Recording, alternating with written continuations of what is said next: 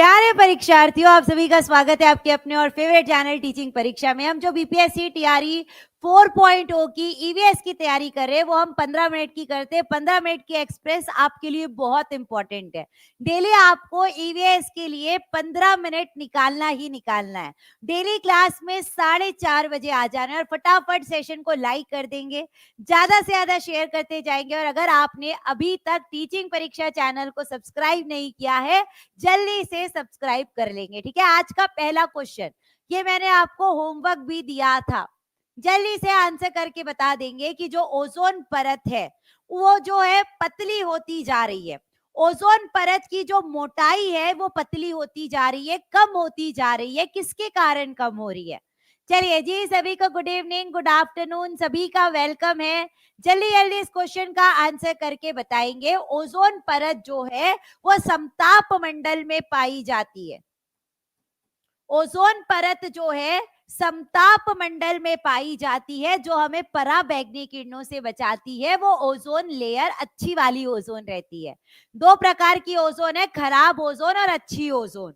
अच्छी ओजोन सप्ताप मंडल में पाई जाती है, जो हमें पराबैंगनी किरणों से बचाती है। और खराब ओजोन हमें पराबैंगनी किरणों से नहीं बचाती, वो शोभ मंडल में पाई जाती है। अब जो ओजोन परत है उसकी मोटाई कितनी होना चाहिए? 300 से 500 डॉप्सन होना चाहिए। जो ओजोन परत है उसकी मोटाई कितनी होना चाहिए? 300 से 500 होना चाहिए। अगर 300 से कम हो जाता है, अगर 300 से कम हो जाता है, इसका मतलब ओजोन लेयर पतली हो रही है, ओजोन लेयर में होल हो रहा है। तो किसकी वजह से ओजोन लेयर पतली होती जा रही है? एक तो क्लोरोफ्लोरोकार्बन की वजह से। क्लोरोफ्लोरोकार्बन क्या करता है? जो ओजोन रहता है, जो ओजोन रहता है उसको तोड़ देता है। क्लोरोफ्लोरोकार्बन में जो क्लोरीन है, क्लोरोफ्लोरोकार्बन में जो क्लोरीन रहता है वो ओजोन को तोड़ देता है, ओजोन को पतला कर देता है। जो फायर एक्सटिंग्विशर से, अभी के जो फायर एक्सटिंग्विशर आते हैं वो हमारे ओजोन लेयर को पतला नहीं कर रहे हैं, लेकिन जो पहले के फायर एक्सटिंग्विशर से पुराने, उससे जो धुआं निकलता था वो हमारी ओजोन लेयर को पतली करती थी। अब क्लोरोफ्लोरोकार्बन की जगह हाइड्रोक्लोरोफ्लोरोकार्बन का इस्तेमाल किया जा रहा है, लेकिन ये भी हमारी ओजोन लेयर को पतला करता है। तो आंसर क्या हो जाएगा? More than one of the above हो जाएगा। ठीक है, तो आपके लिए क्वेश्चन है कि ओजोन लेयर की मोटाई तो हमने देख ली, लेकिन ऊंचाई कितनी होती है, हाइट कितनी होती है? दो चीजें याद रखना है, दो चीजें एग्जाम में आपको याद रखना है। ओजोन लेयर की मोटाई इतनी होती है, लेकिन ऊंचाई कितनी होती है ये भी जल्दी से कमेंट में बताएंगे। ऊंचाई यानी कि हाइट, हाइट कितनी होती है ओजोन लेयर की? 30 से 32 किलोमीटर। कितनी होती है? 30 से 32 किलोमीटर। इसीलिए ओजोन लेयर के संरक्षण के लिए, ओजोन लेयर के कंजर्वेशन के लिए मॉन्ट्रियल प्रोटोकॉल साइन किया गया था। ओजोन लेयर के संरक्षण के लिए मॉन्ट्रियल प्रोटोकॉल साइन किया गया था 16 सितंबर 1987 में। 16 सितंबर 1987 में मॉन्ट्रियल प्रोटोकॉल साइन किया गया, इसीलिए 16 सितंबर को ओजोन डे के रूप में मनाया जाता है। इसीलिए 16 सितंबर को ओजोन डे के रूप में मनाया जाता है। आज का दूसरा क्वेश्चन, चलिए जल्दी से आंसर करेंगे। कौन सी प्रक्रिया के दौरान कार्बन डाइऑक्साइड वायुमंडल में वापिस आ जाता है? जल्दी से आंसर करेंगे। कौन सी प्रक्रिया के कारण, कौन से प्रोसेस के कारण कार्बन डाइऑक्साइड वापिस हमारी एटमॉस्फेयर में आ जाता है? अगर मैं बात करती हूँ फोटोसिंथेसिस की, फोटोसिंथेसिस क्या करता है? कार्बन डाइऑक्साइड को तो लेता है, कार्बन डाइऑक्साइड को लेता है, तो ये हमारे कार्बन डाइऑक्साइड को वापस नहीं करता है। अगर मैं डिकेड ऑर्गेनिज्म की बात करती हूँ, डिकेड ऑर्गेनिज्म का जब बैक्टीरिया डीकंपोजिशन करता है तब कार्बन डाइऑक्साइड बाहर आता है, यानी कि इसका भी आंसर ये नहीं होगा। लेकिन जब रेस्पिरेशन करते हैं, जब श्वसन किया जाता है, तो जो ग्लूकोज है, जो ग्लूकोज है वो ऑक्सीजन के साथ रिएक्शन करता है और कार्बन डाइऑक्साइड, पानी और एनर्जी बाहर निकल जाती है। तो कार्बन डाइऑक्साइड किससे हमारे वायुमंडल में वापस आता है? रेस्पिरेशन से, श्वसन से वापस आता है। ठीक है, तीसरा क्वेश्चन जल्दी जल्दी इसका आंसर कर देंगे। मानव स्वास्थ्य पर ओजोन परत का कौन सा हानिकारक प्रभाव पड़ता है? देखिए, हम एक ही साल का पेपर सॉल्व कर रहे हैं, उसमें 2 क्वेश्चन ओजोन से आए हैं, 2 क्वेश्चन ओजोन लेयर से पूछे गए हैं। ओजोन वाला टॉपिक आपके लिए बहुत ज्यादा इंपॉर्टेंट है। ठीक है, तो आपको बताना है कि जब ओजोन परत के कारण कौन सा हानिकारक प्रभाव पड़ता है। अगर हमें ओजोन लेयर पराबैंगनी किरणों से नहीं बचाती है तो स्किन कैंसर, त्वचा कैंसर हो सकता है। यह ऑस्टियोपोरोसिस का मतलब क्या होता है? हड्डियां कमजोर होती है। ऑस्टियोपोरोसिस का मतलब क्या होता है? हड्डियां कमजोर हो जाती है। तो हड्डियां कमजोर ओजोन लेयर की वजह से नहीं होती। ठीक है, उसके बाद अपच जो होता है वो ओजोन लेयर की वजह से नहीं होता है, त्वचा कैंसर होता है। ठीक है, चौथा क्वेश्चन, चलिए जल्दी जल्दी आंसर करेंगे। प्रदूषक को कम करने के लिए पौधे के उपयोग से जुड़ी बायो रेमिडिएशन प्रक्रिया क्या होती है? चलिए, अगर हमें अपने वायुमंडल से प्रदूषण को कम करना है तो कौन सी प्रक्रिया को अपनाया जाता है? उसे कहते हैं फाइटो रेमिडिएशन। फाइटो रेमिडिएशन कहा जाता है। ठीक है, तो पौधों का उपयोग करते, पौधे अगर हम ज्यादा से ज्यादा लगाएंगे, जब आप पौधे को ज्यादा से ज्यादा लगाएंगे, पौधे क्या करेगी? कार्बन डाइऑक्साइड को कम करेगी, उसे फाइटो रेमिडिएशन कहते हैं। ठीक है, आगे बढ़ते हैं, पांचवा क्वेश्चन, जल्दी से इसका आंसर कर दीजिए। निम्नलिखित में से कौन सा उत्सर्जन में रंध्र का कार्य नहीं है? कौन सा यहाँ पर स्टोमेटा का काम नहीं है? ये बहुत अच्छा क्वेश्चन है, इसे आपको इंपॉर्टेंट मार्क कर लेना है। और अगर आपका ये गलत होगा तो आपको लाइक और शेयर करना है क्लास को। और मैंने कल कहा था कि जो बच्चे क्लास में लेट आएंगे उनको फाइन देना पड़ेगा, क्योंकि 15 मिनट की क्लास है, लेट नहीं आना है, 4:30 बजे क्लास में आ जाना है। और आपका फाइन ये रहेगा कि आप जितने मिनट लेट होंगे उतनी जगह आपको शेयर करना पड़ेगा। ठीक है, तो जो बच्चे आज लेट आए हैं, ईमानदारी से जितने मिनट लेट है उतनी जगह शेयर कर दो। तो यहाँ पर आपको बताना है कौन सा उत्सर्जन में रंध्र का कार्य नहीं है? जल संतुलन को नियमित करना, यानी कि जो पौधों में वाटर बैलेंस होता है वो रंध्र करते हैं, ये रंध्र का काम है। कार्बन डाइऑक्साइड को हटाना, कार्बन डाइऑक्साइड को बाहर निकालना, ये रंध्र का काम नहीं है। कार्बन डाइऑक्साइड को अंदर लेना, ये रंध्र का काम होता है। जब स्टोमेटा बंद होता है, जब स्टोमेटा बंद होता है तो कार्बन डाइऑक्साइड को अंदर लेता है, और जब खुलता है तो ऑक्सीजन को बाहर देता है। तो कार्बन डाइऑक्साइड को हटाना रंध्र का काम नहीं है। पोषक तत्वों को अवशोषित करना, मिनरल्स को, न्यूट्रिएंट्स को एब्जॉर्ब करना, ये भी रंध्र का काम नहीं है, ये तो जड़ें करती है। ये तो कौन करता है? जड़ें करती है। तो यह आपको याद रखना है कि ये दोनों काम हमारे रंध्र के नहीं है। आंसर क्या हो जाएगा? More than one of the above. ठीक है मैम, मैं आधा मिनट लेट हुआ हूं, तो अमरेश जी अगर आप आधा मिनट लेट है तो एक जगह शेयर करना है ना। आधा मतलब अप्रोक्सीमेट एक जगह, आधी जगह तो शेयर नहीं कर सकते हैं। तो यहाँ पर रंध्र का ये दोनों काम नहीं है, आपको याद रखना है। तो आपने गलत किया था, जिन बच्चों ने गलत किया था, अगर लाइक नहीं किया है तो जल्दी से लाइक कर दो। चलिए आगे बढ़ते हैं, छठवां क्वेश्चन, इसका आंसर करना है। कार्बन डाइऑक्साइड अपनी गतिविधि के कारण एक ग्रीन हाउस गैस है। कार्बन डाइऑक्साइड को ग्रीन हाउस गैस क्यों कहा जाता है? उसके पीछे कारण क्या है? चलिए जल्दी से आंसर करो। कार्बन डाइऑक्साइड को ग्रीन हाउस गैस कहा जाता है जो ग्लोबल वार्मिंग करती है। उसके पीछे कारण क्या है? ये हीट को एब्जॉर्ब करती है। क्या करती है? गर्मी को एब्जॉर्ब करती है। जो सन की गर्मी रहती है उसको एब्जॉर्ब कर लेती है और पृथ्वी की गर्मी को बाहर नहीं जाने देती, जिसके कारण टेम्परेचर बढ़ जाता है। इसीलिए इसे ग्रीन हाउस गैस कहते हैं। ये प्रकाश को अवशोषित करती है क्या? नहीं। प्रकाश को अवशोषित कौन करता है? क्लोरोफिल करता है। ये कार्बन डाइऑक्साइड नहीं करता। ये वार्म करंट्स को एब्जॉर्ब करती है क्या? गर्म धाराओं को एब्जॉर्ब करती है क्या? नहीं, ये भी गलत हो जाएगा। ठीक है, चलिए सातवां क्वेश्चन, 7वां क्वेश्चन जल्दी जल्दी इसे भी लगा देंगे कि वनों की कटाई से इसकी संभावना बढ़ सकती है। अगर आप वन को काटेंगे, अगर आप ज्यादा से ज्यादा पेड़ों को काटेंगे तो किसकी संभावना बढ़ जाएगी? जल्दी से आंसर करके बता देना है। लैंडस्लाइड हो जाएगा। जब आप वन को काटेंगे या आप पेड़ों को काटेंगे, पेड़ की जो जड़ें रहती है वो मिट्टी को पकड़ के रखती है। तो जब आप पेड़ों को काट देंगे तो लैंडस्लाइड हो जाएगा। ऊपर की जो मिट्टी है वो पानी के साथ बह जाएगी क्योंकि उनको कोई पकड़ने वाला नहीं रहेगा। तो ये दोनों जो है वनों की कटाई के कारण बढ़ते हैं। यहाँ पर हमें क्या बोला है? बढ़ता है बोला है। अगर ये क्वेश्चन आता कि वनों की कटाई के कारण क्या कम होता है, तो आपको याद रखना है कि वर्षा कम हो जाती है।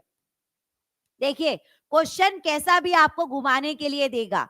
अगर जब वनों की कटाई करते हैं तो लैंडस्लाइड बढ़ जाता है और सॉइल इरोजन बढ़ जाता है, लेकिन वर्षा जो है वो कम हो जाती है। लेकिन इसका आंसर तो मोर देन ही है। अगर क्वेश्चन में कम होना पूछता था तो हम आंसर क्या करते थे? वर्षा करते थे। ठीक है, चलिए आगे आगे बढ़ते हैं। 8वां क्वेश्चन जल्दी से आंसर करना है। चिपको आंदोलन के संबंध में कौन सा कथन सही है? फास्ट आंसर करना है। चिपको आंदोलन के संबंध में, चिपको आंदोलन क्या था कि हम अगर पेड़ों को काटने नहीं देंगे, पेड़ों को काटने नहीं देंगे, हम उससे चिपक कर खड़े हो जाएंगे चाहे हमारी जान चली जाए। ये चिपको आंदोलन का उद्देश्य था। तो पेड़ों को बचाने के लिए चिपको आंदोलन की शुरुआत उत्तराखंड में हुई थी। चिपको आंदोलन की शुरुआत उत्तराखंड में हुई थी, सुंदर लाल भगुना ने किया था। ये बिल्कुल सही है। ठीक है, लोगों ने पेड़ों को गले लगाकर उन्हें काटने से बचाया था। ये भी बिल्कुल सही है। ये वन संरक्षण के लिए एक आंदोलन है। ये भी बिल्कुल सही है। तो आंसर क्या हो जाएगा? More than one of the above. तो आप लोग मुझे बताइए कि चिपको आंदोलन कौन से साल में हुआ था? जल्दी से आंसर करना है। चिपको आंदोलन की शुरुआत सुंदरलाल भगुना ने उत्तराखंड में की थी। उसकी शुरुआत कौन से साल में हुई थी? 1973 के दौरान हुई थी। ठीक है, ये आपको याद रखना है। अब चिपको आंदोलन ने किससे नेतृत्व लिया था या किससे इंस्पिरेशन लिया था?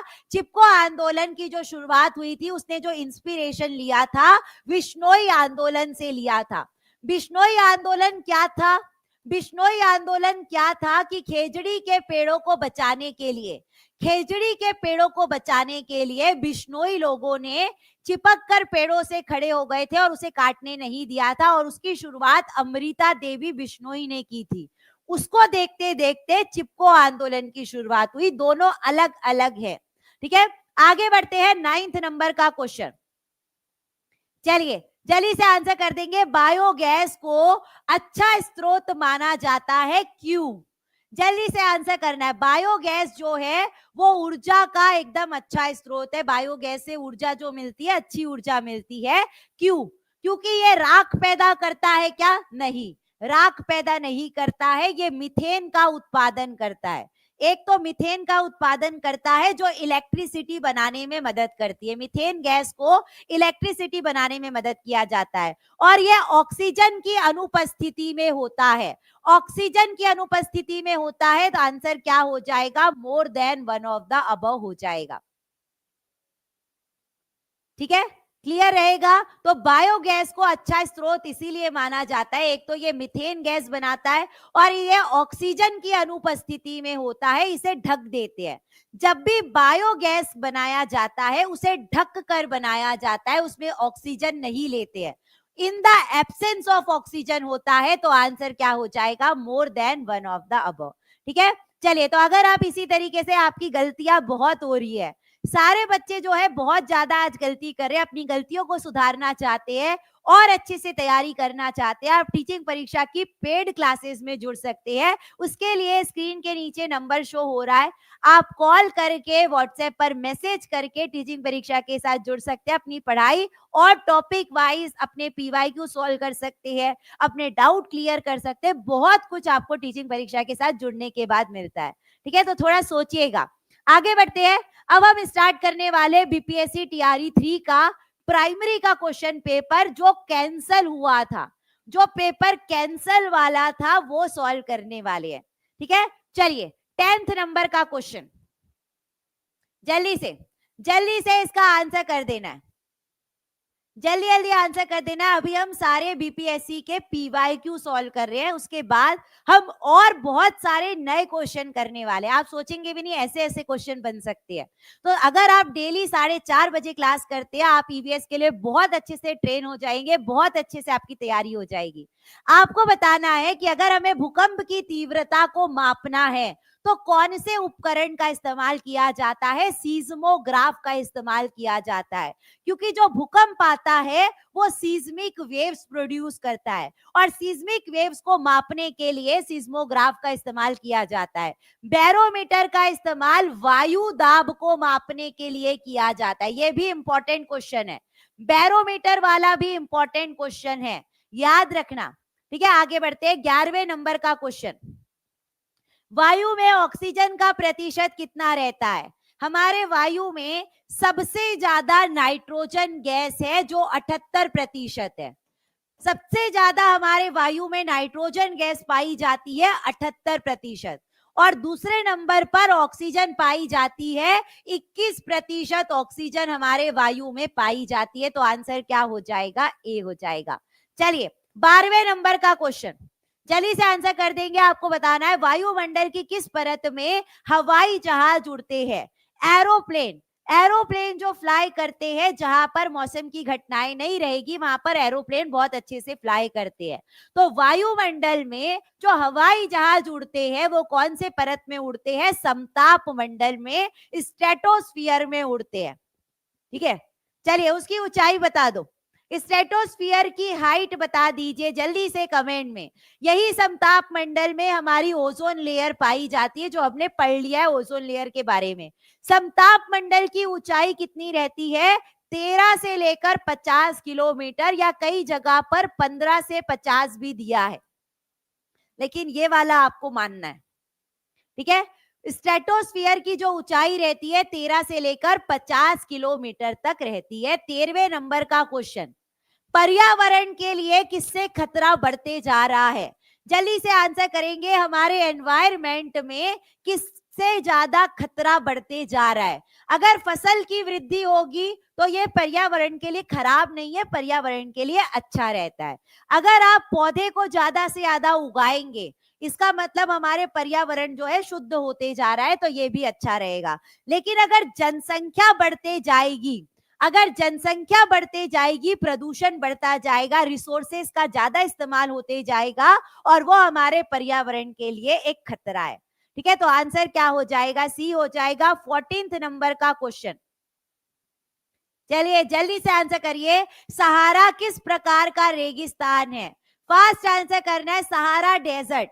सहारा डेजर्ट किस प्रकार के रेगिस्तान के अंदर आता है? सॉफ्ट तो काट दो, या तो ठंडा होगा या तो गर्म होगा। सहारा जो है किस प्रकार के रेगिस्तान के अंदर आता है? गर्म रेगिस्तान के अंदर आता है, गर्म डेजर्ट है, गर्म रेगिस्तान है सहारा डेजर्ट। जो सबसे बड़ा डेजर्ट है वो गर्म रेगिस्तान है। ठीक है, आगे आज का लास्ट क्वेश्चन, 15वें नंबर का क्वेश्चन, जल्दी जल्दी आपको बता देना है कि स्वच्छ भारत मिशन हमारे भारत में कब लॉन्च हुआ था?